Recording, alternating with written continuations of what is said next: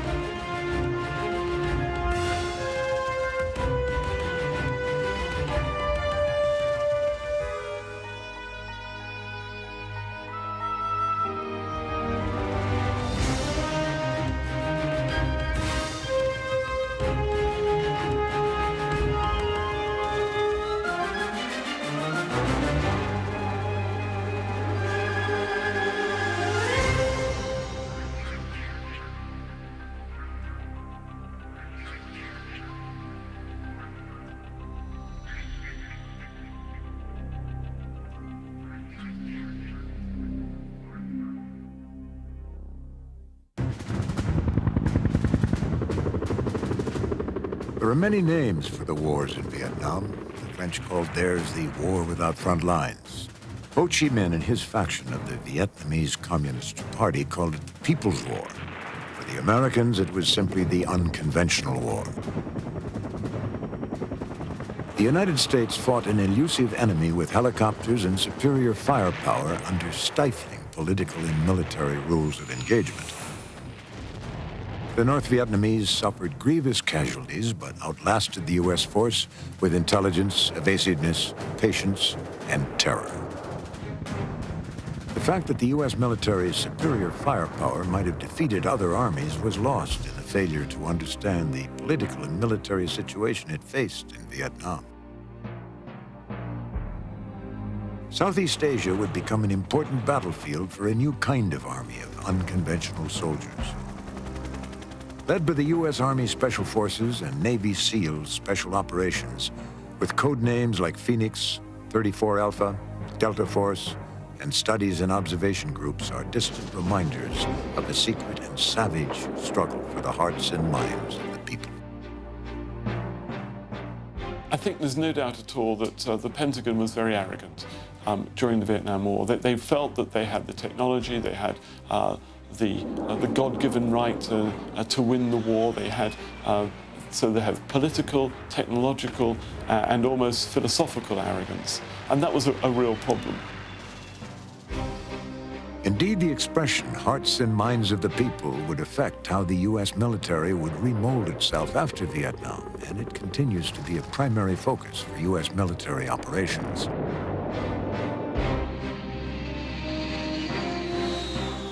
The strategy or objective, if you will, of the North Vietnamese and the whole war was stated very early. They said that their objective was to establish communism throughout Vietnam as well as in Cambodia and in Laos. To do this, they didn't invent a new strategy or new tactics in which to engage the war. They recognized that their enemies were going to be strong. They anticipated they'd fought the French. They anticipated fighting the United States. Their strategy and tactics were based upon the same that Mao had used in to establish communism in China. In 1961, President John F. Kennedy took office.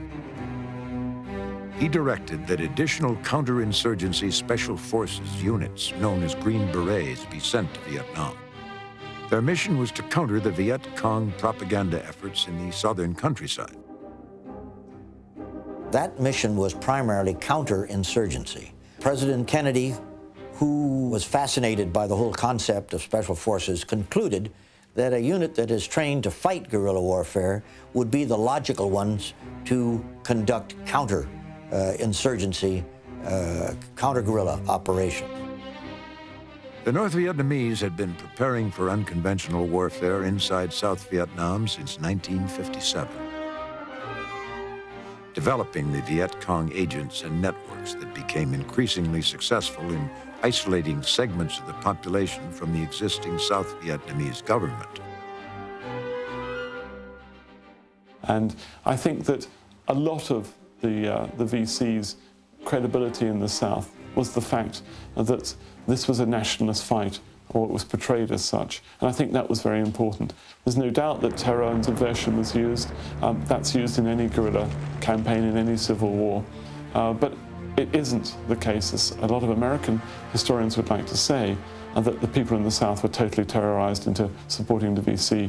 There are very strong nationalistic reasons why they didn't like the American involvement, and they didn't like the corrupt government that the Americans appeared to be supporting. Linked to the Green Beret presence in Vietnam was the American Central Intelligence Agency. The CIA initially was in charge of all classified paramilitary operations in Vietnam.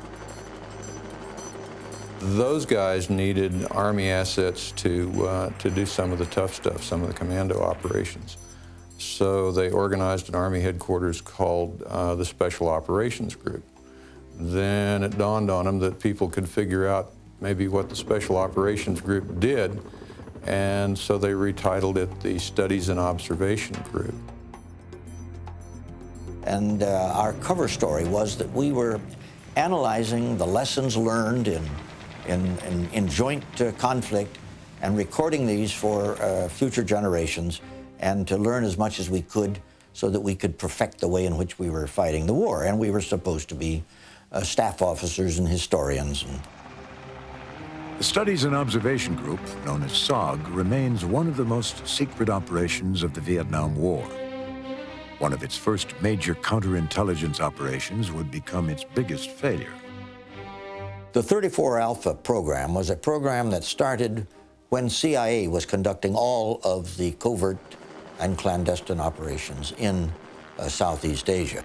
They had organized the South Vietnamese intelligence service in such a way that they would recruit people, the South Vietnamese would train them, and then the U.S. would help provide equipment, radios and so forth for their dispatch, and in some cases provide them with airlift into the north, or surface transportation by sea into the North Vietnam.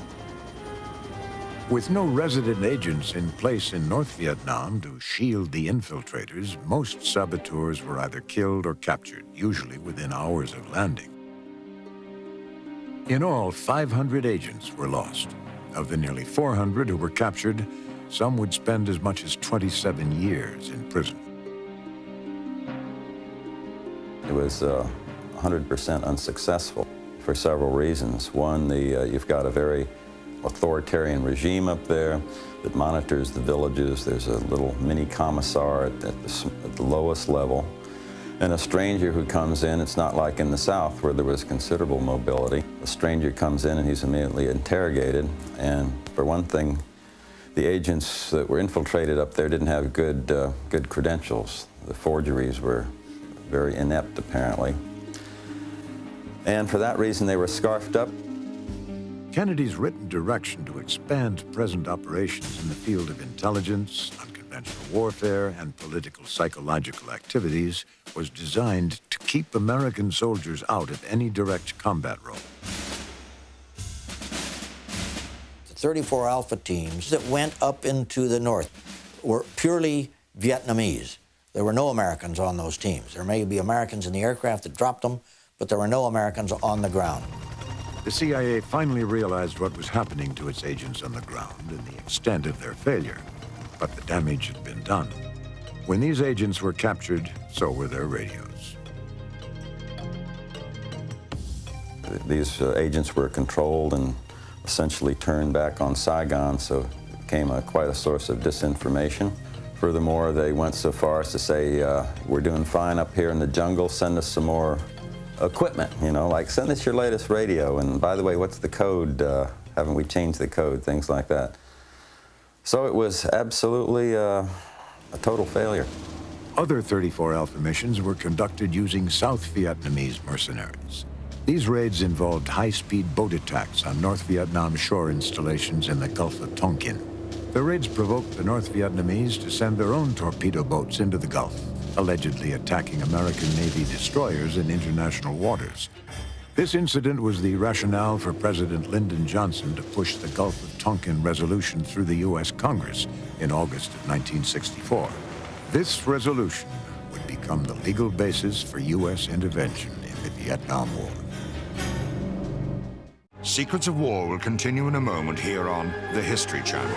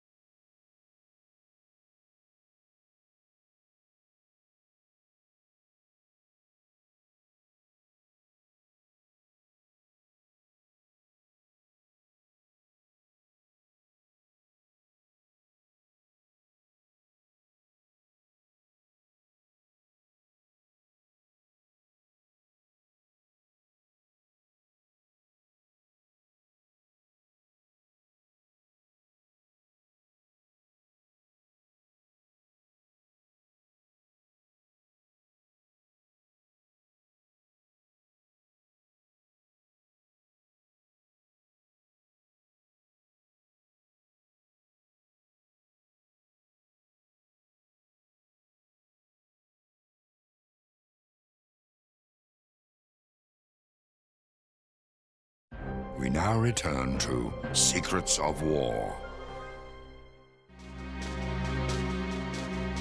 In 1964, with confirmed evidence of the North Vietnamese Army presence inside South Vietnam, operational control of the Special Forces was transferred from the CIA back to the U.S. Army under a program called Operation Switchback. This change brought the Special Forces intelligence gathering mission to the forefront. They realized the best way to get accurate intelligence on their enemies was to find it themselves. By 1968, Special Forces had created a myriad of classified units to satisfy military intelligence needs. Inside the Studies and Observation Group, the most successful special operation was C&C, or Command and Control. In the early conduct of the war, it was the American government decided that we were not going to go into Laos, not going to go into Cambodia, yet that was the primary source of troops who were resting and reconditioning. It was their main supply route. So it was important that we get people in there on the ground who could see what was taking place under the canopy. SOG's sole mission was to make secret reconnaissance patrols across the fence, slang for operating over the border in the NVA sanctuaries in Laos, Cambodia, and North Vietnam. Nickel Steel was the code name for North Vietnam. If you're thinking that that enemy-controlled territory was little guerrillas hiding under the trees, no. No, we're talking about roads with traffic that went both ways. We're talking about enormous bunker complexes and enormous installations. The entire Cambodian area along the border was lock, stock, and barrel owned by the North Vietnamese. There are 1,000 truths about the American Indochina War. It was, in fact, 1,000 small wars fought across dissimilar terrains. SOG reconnaissance was the most dangerous mission for the Special Forces in Vietnam. It was so deeply classified that no South Vietnamese intelligence agency ever knew it existed. I ran 24 operations across the fence. In that 24 operations, almost every one of them came out under fire. In fact, everyone that I can think of came out under fire, some more intense than others. It just was almost literally impossible to stay in there. Behind the casualties, the bravery, and the successes were the failures, the problems, and the fear. There was an uneasy relationship between many Special Forces camps and other American units as well. American commanders resented special operations activity going on inside their jurisdiction without their knowledge. They didn't like the idea that we had these combined U.S. Vietnamese forces that were going out of their perimeter, running the risk of being captured, and revealing their locations. There were two parts to these secret units. They had small reconnaissance teams and larger companies called hatchet forces. There were never more than 150 Americans working SOG reconnaissance at any one time. SOG recon patrols operated in small, mixed groups and were for reconnaissance only. Cross-border raids were taken care of by the Hatchet Force, which was a company to battalion-size operations, and that also operated out of command and control north, and they were also made up of mercenaries. They went in on the big, heavier strikes. The jungle could be a quiet place where any sound would alert an enemy. Survival depended on perfect discipline. Everything was geared towards remaining invisible. The snapping of a twig or a man coughing at the wrong time meant the difference between living and dying. And our team would be all scrunched together into a little small, I mean, you could have probably put a dinner plate over the top of us and covered every one of us. We were that tight together. And the North Vietnamese would be talking and busting brush 10 feet away. And I would be worried about my heart being hurt because it would just be pounding. SOG teams were a major concern to the North Vietnamese Army, which devoted entire battalions to hunting down one small team.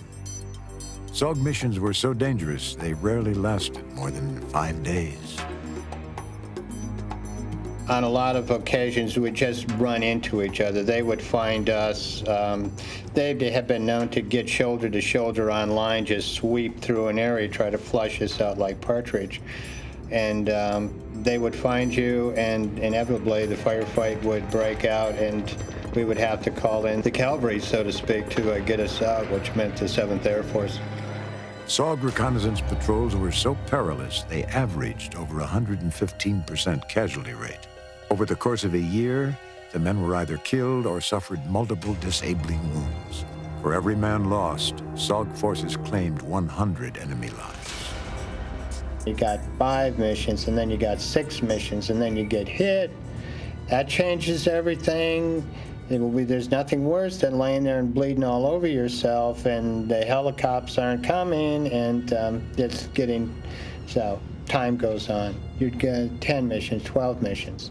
How many more can you do? You know you're going to die, but what happens is your loyalty to your little people, to your troops. You can't leave them. I didn't want to turn my team over to another American who they couldn't trust. So I stayed, and it stayed, till it got to the point where I realized I wasn't as good as I had to be to keep these guys alive.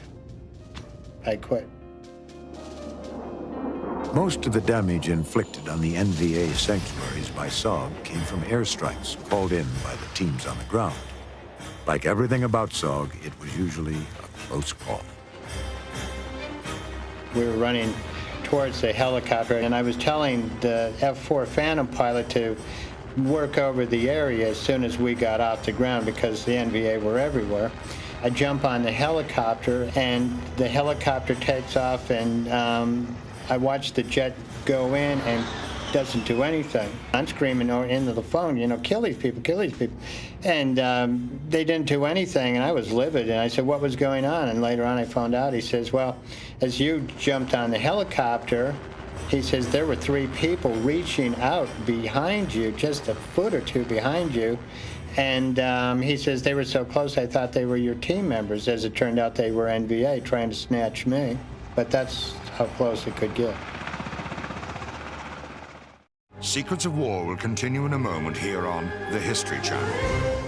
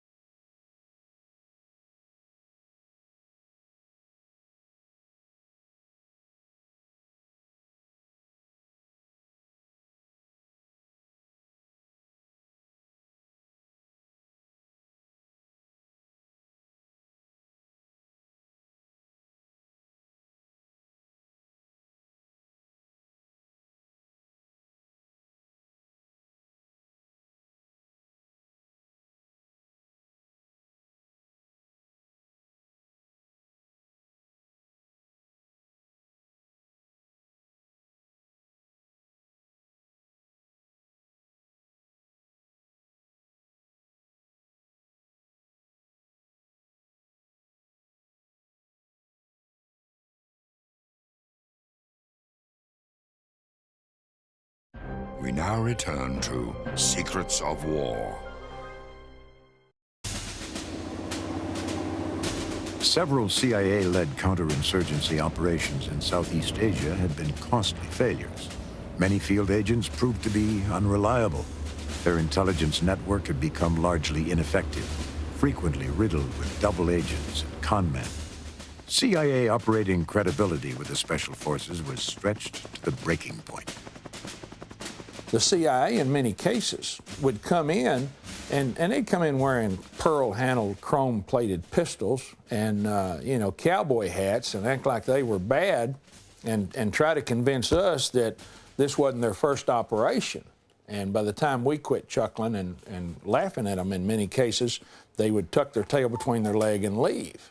And so there were some CIA guys that were very qualified, and there were some that were pure idiots. On the strategic level, it was much worse. The Hanoi Politburo could simply buy American newspapers to learn the latest political developments in Washington, D.C., or read dispatches from the battlefield. But U.S. intelligence agencies had little more than strident propaganda speeches to figure out what was happening inside North Vietnam. The communists survived from secrecy. They told many different stories, both to the media at the time and since. It's difficult to determine who was in charge and what their objectives were. Anyone that tells you that they know exactly what the North Vietnamese chain of command was at any one time is probably wrong.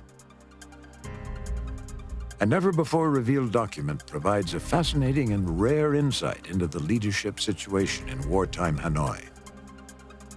These are the minutes of a meeting detailing a political denunciation made sometime before 1968 by a Politburo member named Le Duan against the celebrated North Vietnamese Army commander, General Nguyen Van Giap. This is a memoir I received written by Tran Quynh, the former secretary for Le Duan and later on vice prime minister. This report was circulated in Hanoi at the time and served to discredit General Giap. It contains some things which happened back then. For example, there was a decision to remove Giap from the party central committee. But Le Duan saved Giap for fear that removing Giap would lead to the Soviet Union's cutting off support for the war effort. But at the same time, Le Duan wanted to send Giap the message that you deserve to be removed from the party central committee, but I saved you. From that point on, Giap always treated Le Duan with fear and total respect.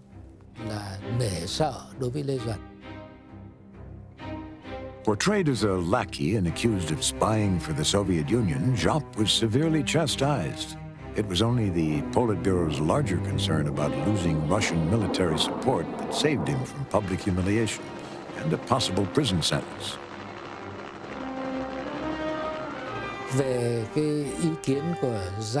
As for General Giap's opinion at that time, he lost his influence in the Politburo because there was a ferocious fight within the party between Le Duan and Vo Nguyen Giap. Le Duan and his colleague Le Duc Tho suspected and accused Giap of being an agent for the Soviet Union. And because of all that, all of Giap's subordinates were apprehended, like Dang King Zhang, Nguyen Vi, Le Lin, and many, many others. They were dismissed, they were demoted, or they were put in prison.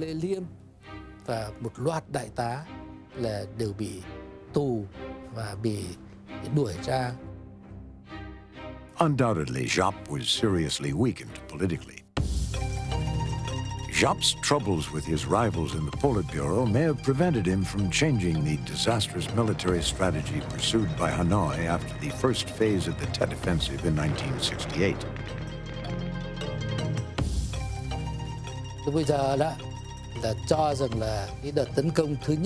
Back then, as General Giap saw it, the first phase of Tet was enough. We needed to stop then, and we needed to preserve our strength for a prolonged fight. But others saw the success for their own glory, and they pushed for the second and third phases of the offense. It was later that these two phases of the offense caused us tremendous losses. And many of our infrastructures were wiped out.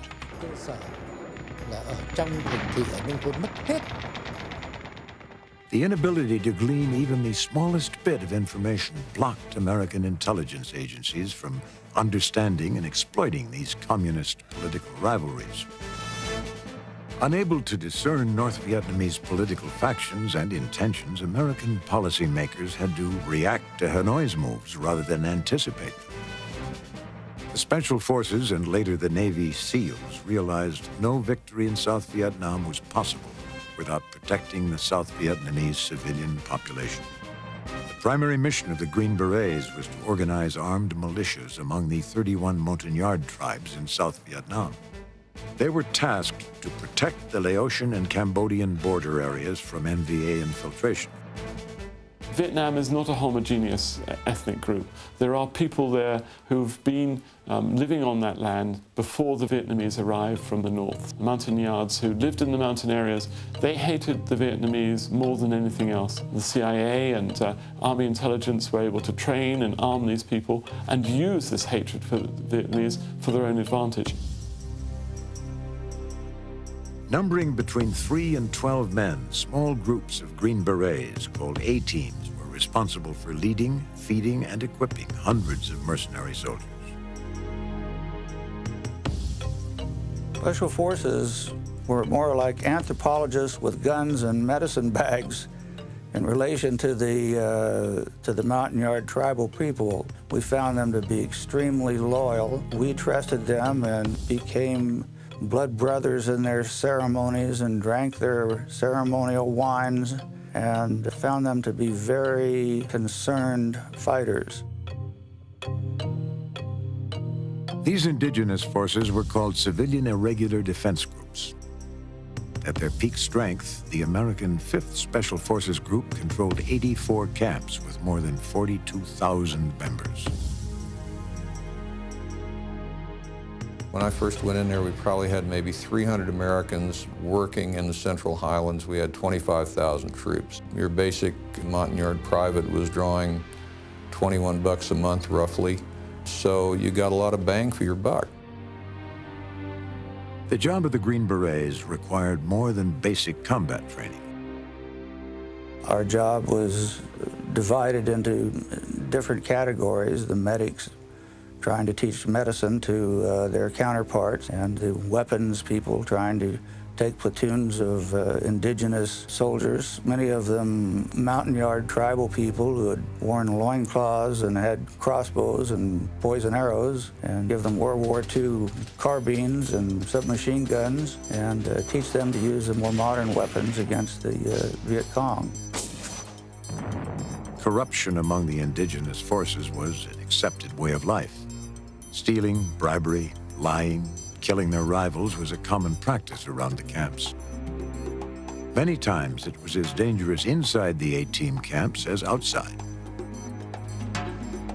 In one case, Kuang, one of my point men on the team, has a run-in with some guy who he thought was with his girlfriend, goes into the mess hall, and the guy sitting there is eating, and Kuang hits him in the head with the claw part of a hammer and kills him. These people are thugs, basically. These people, you know, that's how they deal with things. The Green Berets who led the indigenous units suspected that up to 15% of their troops were Viet Cong infiltrators. Everyone else, from the Montagnard tribesmen to the Cambodian and Thai mercenaries to the Chinese Nungs, fought for money. Some American advisors feared that their troops would prove unreliable in a firefight and made plans for their own survival. On my team, between myself and the American assistant team leader, we had a code word.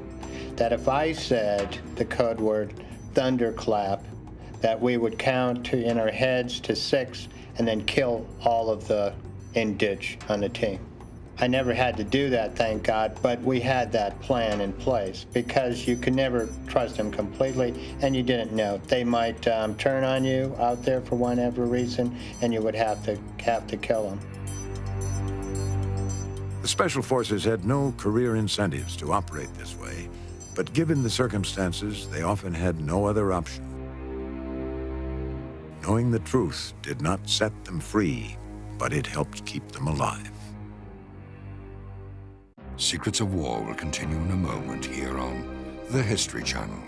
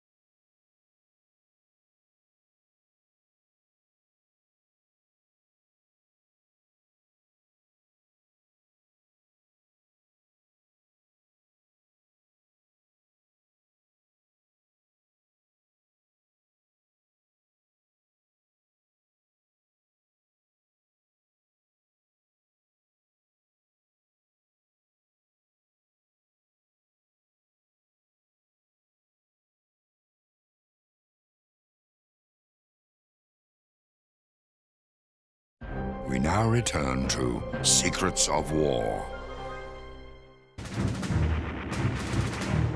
The most effective and the most controversial Allied special operation of the war was the CIA's Phoenix program, begun in 1968. It was a combined American-Vietnamese intelligence effort designed to disrupt the civil infrastructure of the Viet Cong. Tax collectors and high-ranking political officials were the intended targets. A North Vietnamese soldier coming down the Ho Chi Minh Trail is as much a stranger in a strange land in South Vietnam as the Americans are. Without the Viet Cong infrastructure and the Viet Cong had a hard time operating. Phoenix was known in Vietnamese as Phuong Hoang. Its goal was to force Viet Cong members to either surrender or risk being killed. The immediate effects on the VC were dramatic and successful. They would try to influence the wife of a guerrilla by giving her money or by sentimental inducement. And then one of them would marry her and divide husband and wife, and through her they might discover our secret locations and set out to destroy us. That's why I said the Phuong Hoang campaign was very dangerous and dreadful. It awoke the full concern of our superiors as to how to deal with the problem. They ordered a counter-campaign. The instructions were to first reorganize our contacts, and then we had to identify who their agents were and educate them. The Viet Cong feared being infiltrated more than being attacked by American helicopters.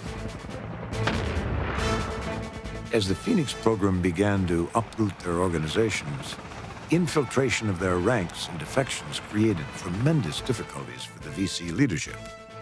For the first time, Viet Cong and North Vietnamese army units faced a problem they could not handle. I would say there were many cases of traitors. The Saigon regime used money to entice our men. If we knew any of our men had been bought, we would apply a variety of measures to deal with them. First of all, if we could not contact them personally, we would use leaflets to give them strong warnings. Or we would suddenly break into the village to capture and bring them out to suppress them, or to educate and advise them not to follow the road of a traitor. We would try and try again to do that for 3 or 4 times before we were forced to eliminate them.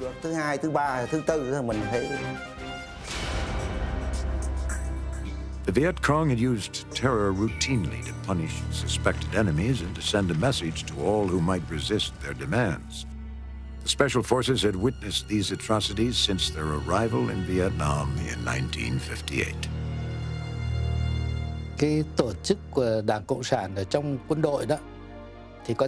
As for accusations that our soldiers exercise brutality against our own people, there is a need for distinction. In wartime, brutality is sometimes unavoidable. Our army is the people's army. They love people and serve their cause. But because they are also trained for social class struggle ideology, therefore murdering South Vietnam officers and people in villages and cities takes place. It is unavoidable during wartime. Đây không phải là chỉ có bắt buộc mà gần như là có một cái tinh thần tự giác nhận cái sự lãnh đạo. Many North Vietnamese and Viet Cong soldiers had grown tired of the war. Less than 9,000 VC and NVA soldiers called Chu Hois had surrendered to the Allied side in 1967. That figure climbed to over 20,000 in 1968 with the initiation of the Phoenix program. Well, as the war went on and on, casualty had some effect on the soldiers, and they just couldn't face with it anymore. Now, one of the soldiers in my unit, for example, he was very brave, a brilliant soldier. He was really very good. But after one battle, and he saw human meat and intestine hanging around, and he just couldn't cope with it. He just couldn't eat. He just couldn't sleep. And in the end, he gave up. It was too much for him. The CIA had created a new armed force called the Provincial Reconnaissance Units, or PRU. It was designed to be the action arm of Phoenix. The PRU was equipped and paid for by the CIA. Organized, trained, and led by Green Berets and Navy SEALs designated as civilian advisors, PRU mercenary troops were recruited from the local areas. Now, in my group, and they call them provincial reconnaissance units, I'm telling you what they were. They were killers for money. Okay? Forget politically correct. Change it to any name you want. These guys fought for money. When these guys worked for Phoenix, they'd be given a list of purported Viet Cong infrastructure, and during the month they would try and go around the province and kill all these people. My belief is that the PRU program and the Phoenix program was an attempt to duplicate the way the Viet Cong operated. The Viet Cong response to this attrition among their troops was to increase their use of terror to intimidate members of the PRU and to prevent their own troops from surrendering. Mà có những hành động tàn ác, có thể là những hành động mà theo cái Now, if this is necessary for us to be cruel, as demanded from the higher level of command, in order to eliminate people affiliated with the enemy, I would say it is something we do in order to win the war. Thế mặt khác nữa, I would never let my soldiers do bad things or make people suffer. dưới quyền chỉ huy của tôi thì không bao giờ I would investigate, pay people for the damage, and discipline my soldiers where appropriate. của nhân dân. Chúng tôi phải kiểm tra lại. But if cruelty happens as a result of eliminating those who are against us, we just carry out the necessary things to win. Đến vườn, mà nếu là làm sai thì chỉ bị bắt. I had one Vietnamese lieutenant that I worked with, and he was probably the best Vietnamese junior officer that I ever knew. He was a really good kid, and I never advised him to do anything that he hadn't already done it. And they warned him a couple of times, and when he didn't slow down, they just went into his home village, which was 300 miles from where we were operating, and killed his mother. The Viet Cong infrastructure was defined as all non-military members of the communist movement. Local Vietnamese sources were used to identify VC agents within the towns and villages of South Vietnam. American-controlled PRU units were then ordered to capture or kill them.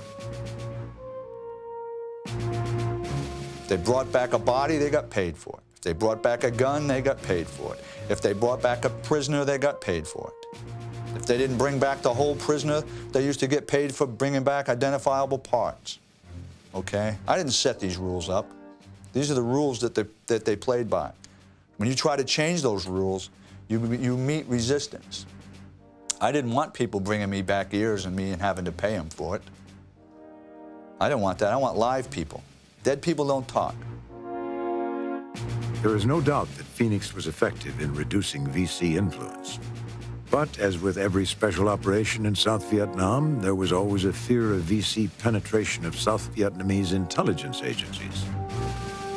In some instances, corrupt officials used Phoenix to eliminate business and personal rivals. The PRU got out of hand real quick. They were not checking. They were going out killing a lot of people. In many cases, they were killing the wrong people. The Viet Cong infiltrate this and tell them to go out and kill the people who are actually friendly to the government. So there's nobody really checking on it. In the end, the Phoenix program was stunningly effective in eliminating the established Viet Cong support system, but it came too late in the war to influence the outcome. There was another secret special operations unit, however, that was successfully developing its own intelligence and using it to great advantage. U.S. Navy SEALs were redefining the role of the unconventional soldier. Secrets of War will continue in a moment here on the History Channel.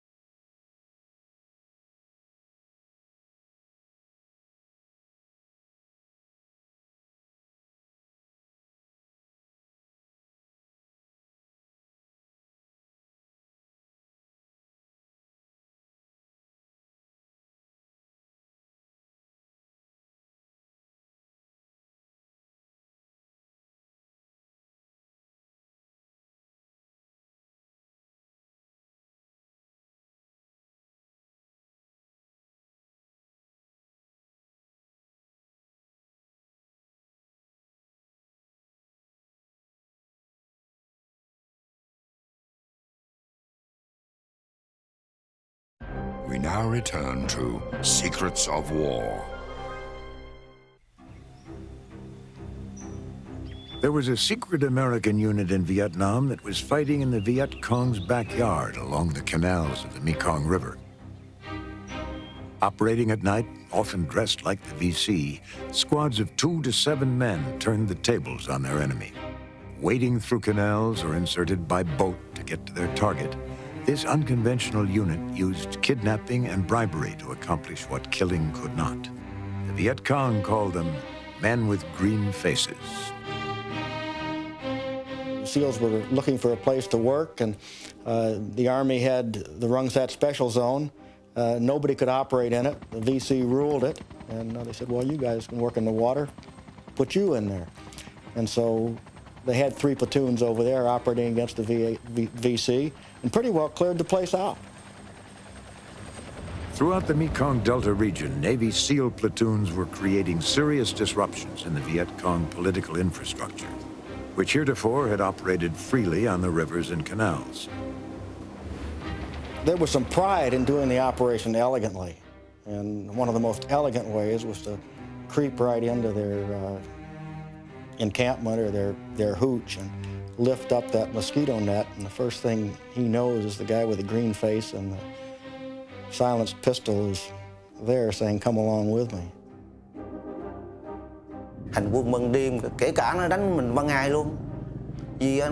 Day or night, especially when they knew our trails, it would be dreadful. After a while, we learned from these experiences, and we would spread out our patrol formation. We would try to anticipate where they were waiting in ambush, or where they landed, and then fight them there.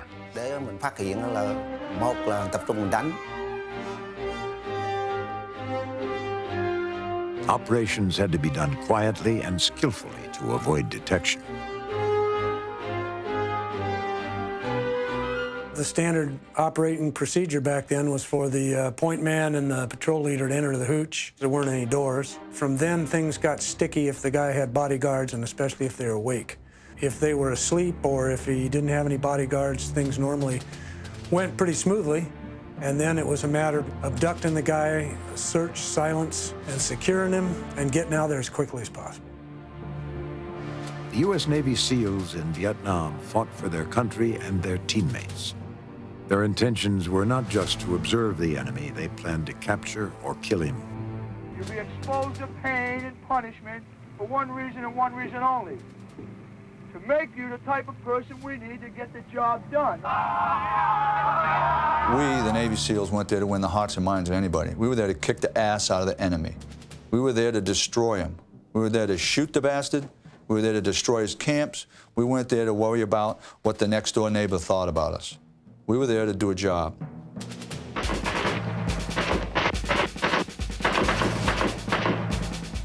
Tax collectors and high-ranking VC and NVA officials were the preferred target. SEALs and their special boat units were giving new meaning to the term up close and personal. Their commandos would come out at night. Sometimes they were dropped in by helicopters, deep into our areas, and they would remain there for a long time. There were a lot of these blue and green-faced soldiers around. Sometimes, 3 to 6 commandos would ambush us on our travel road with mines. Usually, they used claymore mines. The rules for special operations were the same, both on the borders of Vietnam and in the dark waters of the Mekong. Special ops forces were called on to do whatever was necessary to accomplish their missions. To my knowledge, we never, ever killed an innocent person. If we were fighting on a village, everybody's the enemy. Hard to understand, but when somebody's shooting out of a door, they don't put a sign on them saying, I'm the bad guy, okay? And I'm sitting there with 5 people, and I got 40, 50 guns shooting down my neck. We would shoot and shoot and shoot till we got our way out of it. Suspicion was the rule. Every bar girl was a VC. Every barber was an NVA colonel. The enemy might be a child with a grenade or a teenage girl with an AK-47. The most difficult challenge was knowing when and where to draw the line. We learned we had to get like that in order to operate among the Vietnamese people over there.